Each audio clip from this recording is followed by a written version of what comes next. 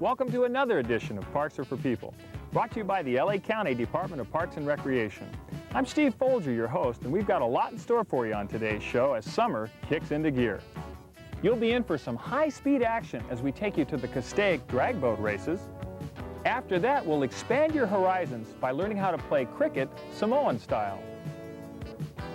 Then we'll be off to the high desert to look in on the Apollo Park Youth Fishing Derby in Lancaster. We'll explore a little Mexican history as we take a look at a Cinco De Mayo festival.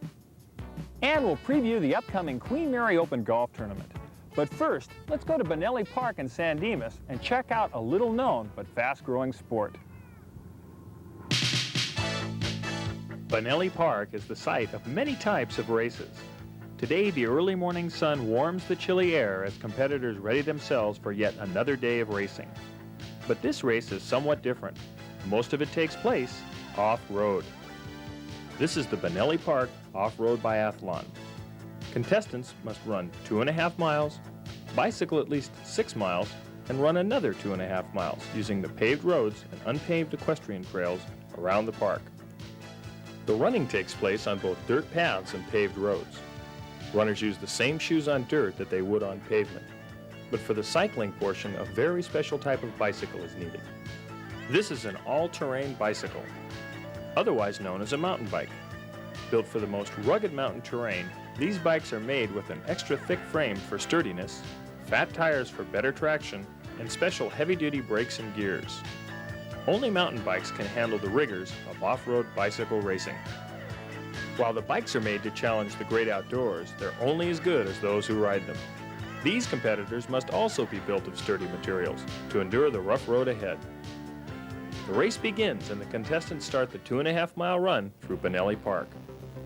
Regardless of whether the competitor is an expert or novice, everyone must run the same distance in the first part of the race.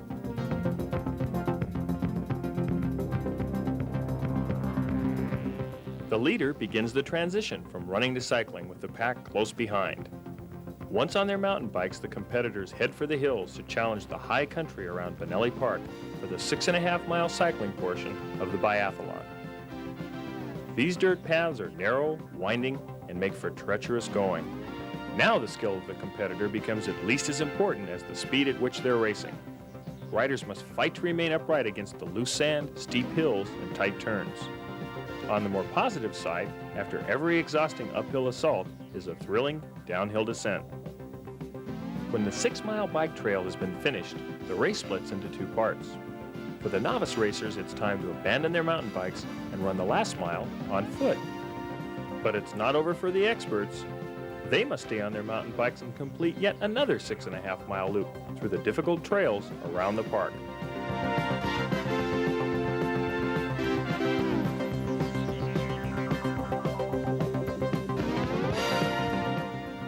The miles have taken their toll on the novice racers, as these determined individuals make their way toward the finish line. Even though these racers are in the novice group, they'll have traveled over 9 miles when they cross the finish line. At the same time, the experts are starting their changeover from cycling to running. For them, it's another 2.5 miles before they finish.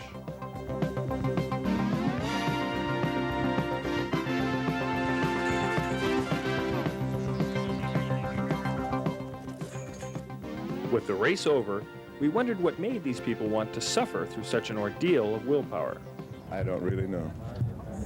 I'm old enough just to have fun, and I'm not too old to compete, but old enough to have fun, I guess what I should say. I enjoy it very much. I raced the last one here. It was very good. I had a flat this time, slowed me down a little bit. No, I forgot all about it. I got into it. I didn't enter, but I had to race because I ended up in the middle of a pack of them back on the other side. Pretty good. I ride down here all the time. Keep myself warmed up. It's not bad. They could have put a few more hill climbs on the other side. Although the first person to cross the finish line is declared the winner, the off-road biathlon at Benelli Park proved to be challenging and rewarding for all the participants.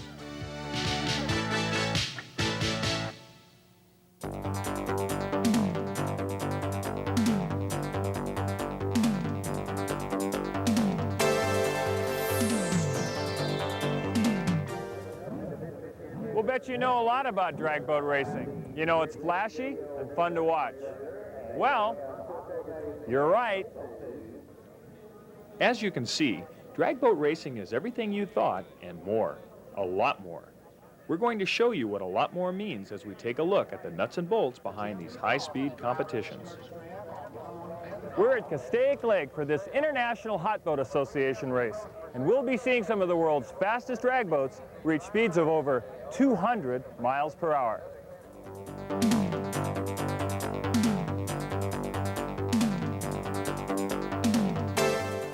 Like any sport, drag boat racing has a language all its own, with key terms used to describe the competition.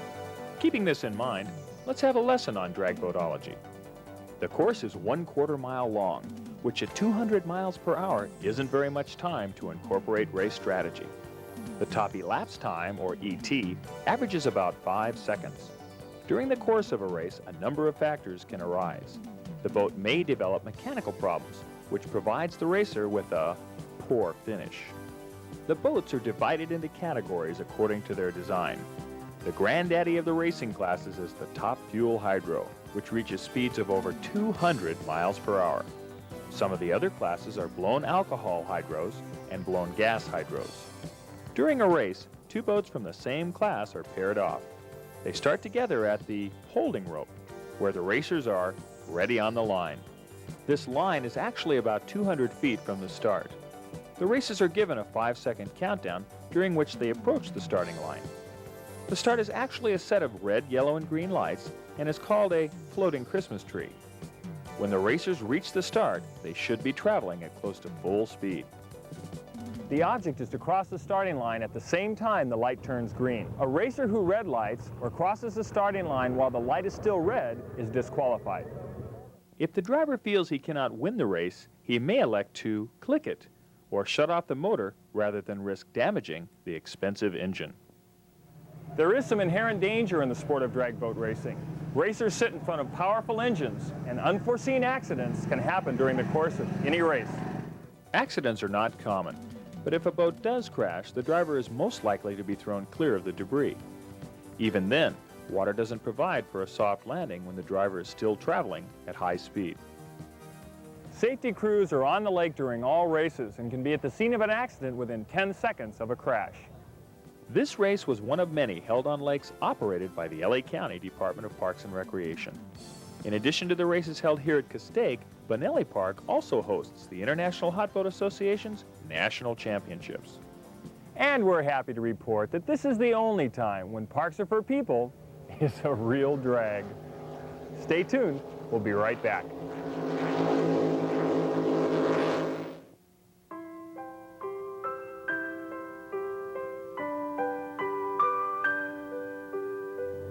More and more families are moving closer and closer to our forests.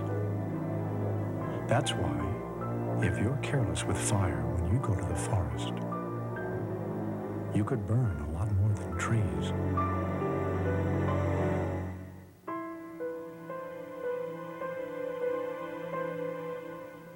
What do bare hands, bare feet, swinging bats, and smiling faces have in common? Well, add them up and you've got cricket, Samoan style. This is Victoria Park in Carson, where thanks to the LA County Department of Parks and Recreation and the Samoan Cricket Association, the age-old sport of cricket is alive and kicking.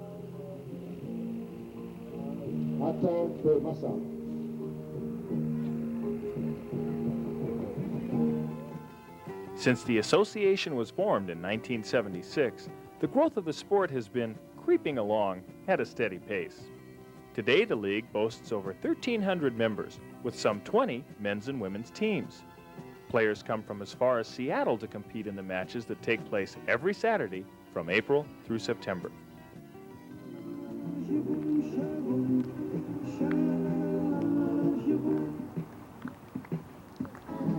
The French and the English are still feuding over the origin of this game, which at one time was destined to become America's national pastime, until a certain Mr. Doubleday came along and invented baseball. The first official cricket match was recorded as having been played in England in 1728. but there is historical evidence suggesting that cricket was a popular sport as early as 1344. The English, of course, take credit for having originated the game, although the French claim it was an outgrowth of their own croquet, which has even earlier roots. The important thing to remember is that the Samoans are the ones responsible for keeping the game alive here in Southern California. With me is Issei Pataya, founding member of the Samoan Cricket Association. Issei, how are you doing today? I'm doing fine. All right. It's a pleasure to be here with you today. Issei, tell me, how long have the Samoans been playing cricket? Well, Steve, let me tell you, the English missionary brought the cricket game to the Samoans since 1830. And since that time, the Samoans love it because they have modified the game to their liking, to their culture, and the way they entertain themselves. They found out cricket is very helpful to get them together as a bond.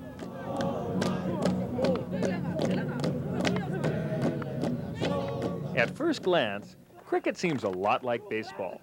After all, there's batting, pitching, running, and catching. But appearances are deceiving. For example, there's no such thing as 3 strikes and you're out, and there are no foul balls. Literally, this is baseball in the round, and there can be twice as many players on the field. We forgot to mention, there's only 1 inning. Strange when you consider cricket matches have been known to last 3 days, with scores of over 199 to 198. The Samoans have modified the rules to speed up the game. This is the wicket, and this is the batter's line. The batter must keep his foot on the batter's line as he swings at the ball. Otherwise, he's out. Or the pitcher, called the bowler, can strike the wicket with the ball to get the batter out. In cricket, each team bats only once. There's a pitcher and a batter at each end of the run. The pitchers, who are both on the same team, each pitch to the opposing team's batters. Like baseball, the batter can fly out or ground out if he chooses to run on his hit. A batter doesn't have to run on a ground ball if he doesn't think he can make it, which is why a game can go so long. If he does run, his team member who is batting at the other end must also run. They pass each other as they try to reach opposite ends before the ball is relayed to the catcher. The catcher must tag the wicket or the batter in order to get the batter out.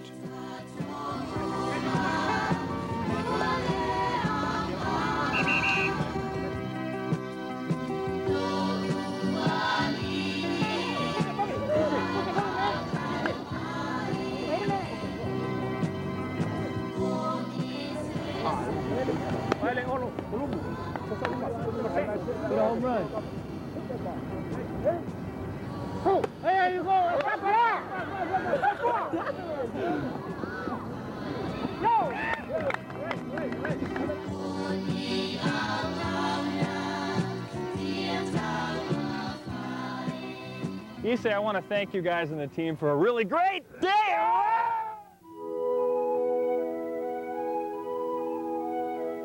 Spring is a time for love, but more importantly, it's also a time for catching fish. Last year, over 20 times more people applied for fishing licenses than marriage licenses. Does this mean fishing is more popular than marriage?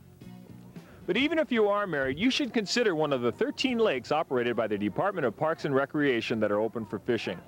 These lakes include Bonelli, Castaic, and Whittier Narrows, to name a few, but all offer fine fishing. These lakes are well used. Benelli Park in San Dimas is extremely popular with the local fishermen. The lake plays host to over 500,000 anglers a year. It's also a good lake to visit for the non-fishermen, with many picnic, riding, and boating facilities. Fishermen looking for more elbow room find it at Castaic Lake. With over 2,200 square acres, there's room for fishing, swimming, sailing, jet skiing, and windsurfing. For the landlubber, there are 8,000 acres of park space around the lake full of recreational opportunities. Leg Lake at Whittier Narrows is a beautiful lake in the urban setting of South El Monte. This gives the local fisherman or park patron a chance to escape the city without having to travel far. Along with operating these lakes, the Department of Parks and Recreation also operates such unique lakes as those found here at Apollo Park in Lancaster. Named after the Apollo space program, the park includes 3 lakes in honor of the men of the first moon landing. There is Lake Aldrin, Lake Collins, and Lake Armstrong. Like an oasis, Apollo Park is a sparkle of green plants and open water right in the middle of the desert. Not that this is a concern with these young people here today. After all, they have bigger fish to fry. This is the scene here at the Apollo Park Youth Fishing Derby. No, it's not a contest where young fish race around the lake. Actually, it's an opportunity for these young people to outfish one another. The Apollo Park Fishing Derby is a contest for young people to practice and demonstrate their fishing skills. Winners of the contest are those who catch the biggest fish in the 3.5-hour time limit. The event is open to kids between the ages of 5 and 15. The Derby is designed to give the kids a chance to experience the joys and frustrations that can only be found in the sport of fishing.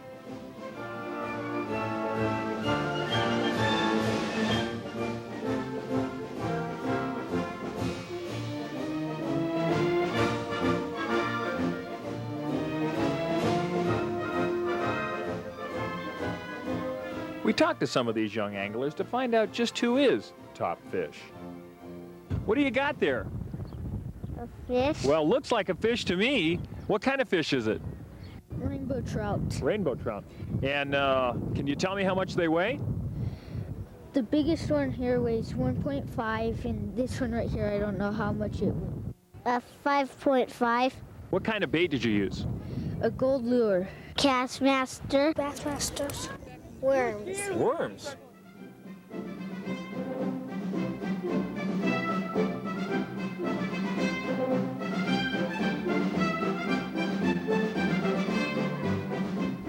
The Apollo Park Youth Fishing Derby is the largest single free event in the Palmdale and Lancaster areas. This year, thousands of kids participated, and that's no fish story. Stay with us. Parks Are for People will be right back.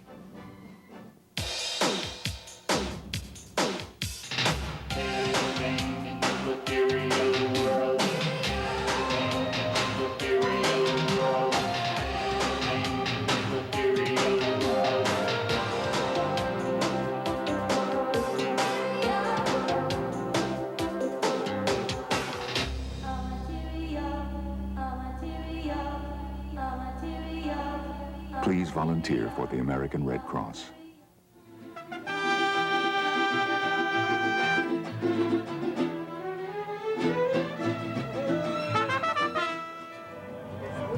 This is a Cinco de Mayo celebration, but that's not really how Cinco de Mayo began. In July of 1861, the president of Mexico, Benito Juarez, declared that his country could not pay its foreign debts. In 1862, France, England, and Spain sent warships to the port of Veracruz in an effort to force Mexico to pay. Once the warships reached Mexico, France and Spain decided that negotiating was a better approach to solving the problem than using a show of strength. France did not agree with this diplomatic attitude, and under orders from Napoleon proceeded to invade Mexico. 10,000 French troops landed at Veracruz and marched to the city of Puebla. But the Mexican people were ready to defend their country. On Cinco de Mayo, or the 5th of May in 1862, Mexican soldiers and civilians defeated the French army. This year's celebration marks the 125th anniversary of the famous battle. The Cinco de Mayo celebration is one of the most significant dates in Mexican history, second only to Mexican Independence Day. This Cinco de Mayo celebration was at the Whittier Quad. The day was rich in culture, and leading the list of entertainers were, of course, mariachis,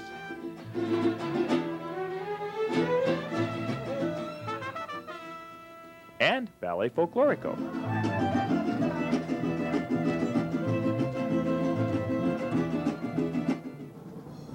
Children are an important aspect of the Cinco de Mayo celebration, as it passes on the culture of their heritage.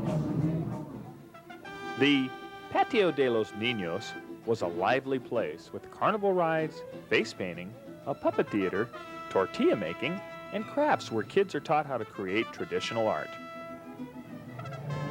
I'm standing here with the Department of Parks and Recreation's official mascot. I'd like to introduce you to Ranger Raccoon. This Cinco de Mayo street fiesta was once again a huge success. Aside from enjoying the history of Cinco de Mayo, the celebration is also a great way to become acquainted with the traditions of Mexico and its people.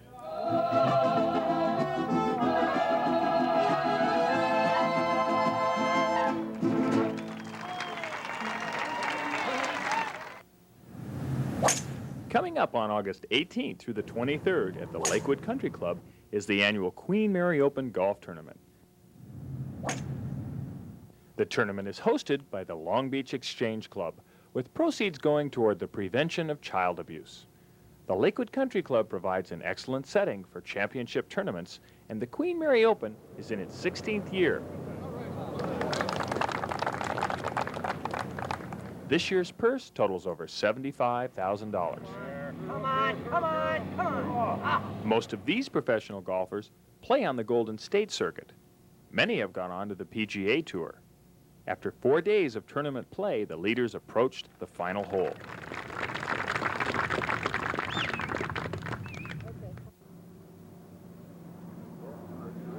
Go, go.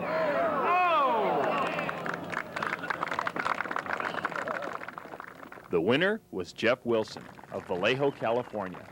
Jeff finished at 273, a record for the Queen Mary Open, and was presented with a check for $12,000.